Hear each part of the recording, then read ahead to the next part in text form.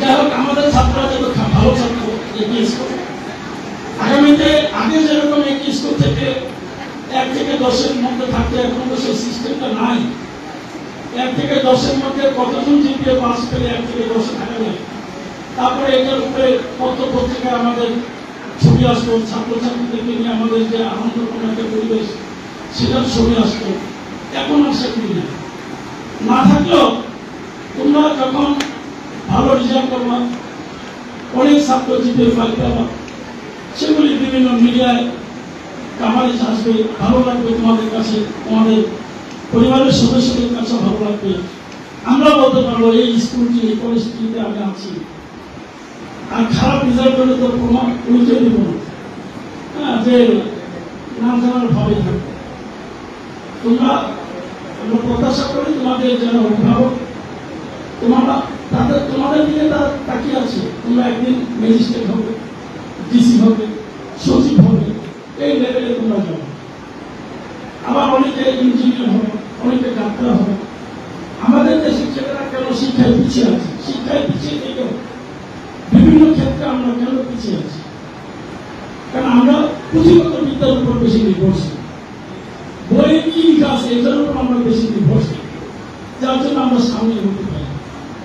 তোমাদের জ্ঞানের পরিধি ব্যাপক হবে এবং সেখানে তোমরা বিচরণ করবে, জ্ঞানের ফিল্ডে তোমরা বিচরণ করবে। তাহলে তোমরা ভবিষ্যৎটা তোমাদের ভবিষ্যৎ তোমাদের হাতের মুঠোতে থাকবে, নাগালের মধ্যে থাকবে। আমি প্রত্যাশা করি তোমরা আগামী এই পরীক্ষা, সেই পরীক্ষায় ভালো রেজাল্ট নিয়ে আসবে। আমরা বুক ফুলে তোমাদের কথা বলবো।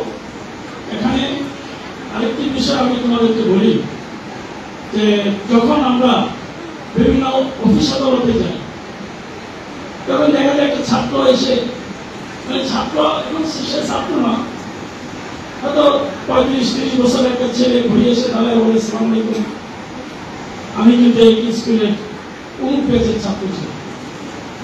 ওইদিন আমি সিঙ্গাপুর, মালয়েশিয়া ঘুরতে গেছিলাম, ওইখানে দেখি বলে যে আমি দুনিয়া ভাষা আমার দুনিয়া, আমি এই স্কুলের ছাত্র।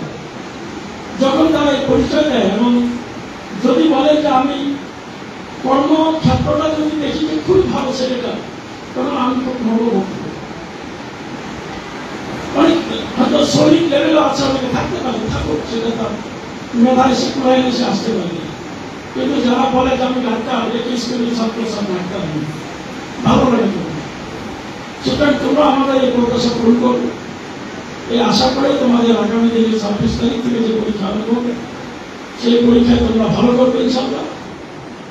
এই প্রত্যাশা করে আমি আমার বক্তব্য শেষ করছি। আল্লাহ হাফেজ।